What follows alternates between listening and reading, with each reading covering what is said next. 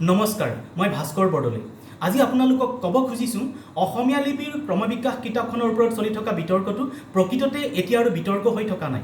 মোক ভাতে মৰাৰ এটা পদক্ষেপলৈকে সি অৱনমিত হৈছে।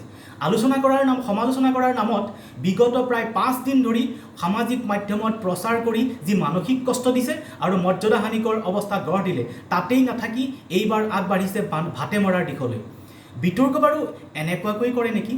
মোৰ কোনো অজ্ঞাত ব্যক্তিয়ে অফিচলৈ ফোন কৰি কৰ্মস্থানত প্ৰশ্ন তুলিছে, ভাস্কৰ বৰদলৈয়ে কাম কৰে নে লিপিৰ গৱেষণা কৰে? সমালোচনাৰ এই ৰূপটোৱে মোৰ জীৱিকালৈ এতিয়া সংকট কঢ়িয়াই আনিছে। সমালোচনা বাৰু ভুলবোৰক আক্ৰমণ কৰি অপমানজনকভাৱে তুলি ধৰাকে বুজায় নেকি? মই নাজানো, বিদ্যায়তনিক ব্যক্তি নহয় কাৰণে নুবুজো। অসমৰ ৰাইজে বিচাৰ কৰক। কিন্তু কিতাপখনত অসমীয়া জাতিৰ স্বাভিমান প্ৰতিষ্ঠা হ'ব পৰা অসমীয়া লিপিক জন্মৰ পৰা আধুনিক ৰূপলৈকে বিকশিত হোৱা কথাবোৰ প্ৰত্নতাত্ত্বিক সাক্ষৰে সৈতে তুলি ধৰা আছে। এই কথাবোৰ তুলি ধৰি মই বাৰু কিবা ভুল কৰিলোঁ নেকি?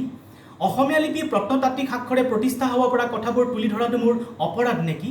ইয়াত যদি কিবা ভুল আছে, সমালোচনাৰে উলিয়াই তাৰ সংশোধন কৰি লিপিৰ দিশত জাতিটোক প্ৰতিষ্ঠা কৰিব পৰা নাযায় নেকি বাৰু? মোৰ সকলোতকৈ ডাঙৰ প্ৰশ্নটো হ'ল, সমালোচনা নহৈ ব্যক্তিগত আক্ৰমণ কিয় হ'ল? মই পুনৰ কৈছোঁ, মই চখৰ বাবে লিপি পঢ়িবলৈ শিকিছিলোঁ।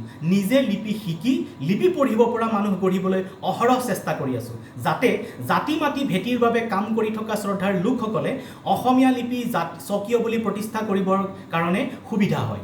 ময়ো অনুভৱ কৰোঁ, বিতৰ্ক হওক, জানিবলৈ বিতৰ্ক হওক। তেওঁৰ ফেচবুকৰ দেৱালত তুলি ধৰা শেহতীয়া প্ৰশ্নকেইটাৰ উত্তৰ মই দিয়া নাই, কিন্তু মই প্ৰতিটো প্ৰশ্নৰেই উত্তৰ দিম। মই সেই দায়িত্বৰ পৰা আঁতৰা নাই, মাত্ৰ ব্যক্তিগত আক্ৰমণৰ বাবে ৰৈ থকা স্থানত কোনো উত্তৰ দিয়াৰ প্ৰয়োজন অনুভৱ কৰা নাই। মই মুকলিভাৱে বিনম্ৰতাৰে জনাই থলোঁ, যিবোৰ ত্ৰুটি মোৰ দৃষ্টিগোচৰ কৰা হ'ল, সেইবোৰৰ সংশোধনেৰে এই কিতাপখন নতুনকৈ উৎকৃষ্ট ৰূপত তুলি ধৰিম। কিন্তু প্ৰশ্ন হ'ল, সমালোচনাৰ নামত ব্যক্তিগত আক্ৰমণ কিয়? ভাতে মৰাৰ বাবে চেষ্টা কৰা হ'ল কিয়? আপোনালোকে কওক, এয়া বাৰু সমালোচনা হয়নে? মই জানো, মই যিখিনি কথা তুলি ধৰিছোঁ তাৰ মাজত বহুত নতুন কথা আছে। মই কথা কৈছোঁ প্ৰত্যক্ষভাৱে সংশ্লিষ্ট শিলালিপি আৰু তামৰ ফলিখন পঢ়ি। ইয়াক ভুল বুলি ক'বলৈ মই ভাবোঁ সমালোচকে প্ৰথমে নিজে লিপি পঢ়িবলৈ জনা দৰকাৰ। লিপি পঢ়িব নাজানে অথচ প্ৰশ্ন কৰিছে মই কি ভিত্তিত ক'লোঁ। প্ৰাইমাৰী ডাটাৰ ভিত্তিত ক'লোঁ বুলি কোৱাৰ পিছতো একেই প্ৰশ্ন, কি ভিত্তিত ক'লোঁ? পুনৰ কৈছোঁ, মই কোনো পণ্ডিতৰ মন্তব্য নস্যাৎ কৰা নাই। শিলালিপি তামৰ ফলিবোৰ পঢ়াৰ পিছত নতুন তথ্যহে ওলাইছে।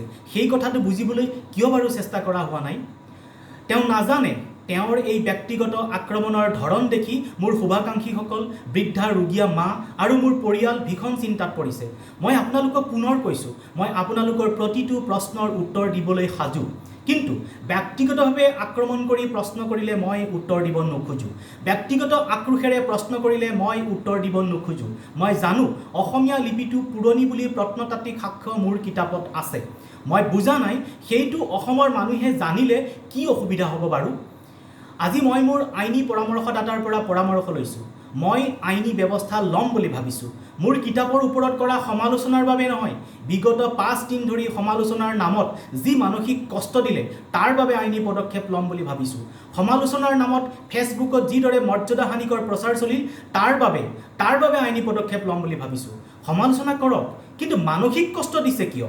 সামাজিক মাধ্যমত অপযশ আৰু শেষত ভাতে মৰাৰ চেষ্টা কিয় কৰিলে? অসমীয়া জাতিক লিপিৰ দিশত প্ৰতিষ্ঠা কৰিব চেষ্টা কৰাটো মোৰ বাবে বাৰু অপৰাধ নেকি? কথাটো আপোনালোকেই বিবেচনা কৰক। নমস্কাৰ।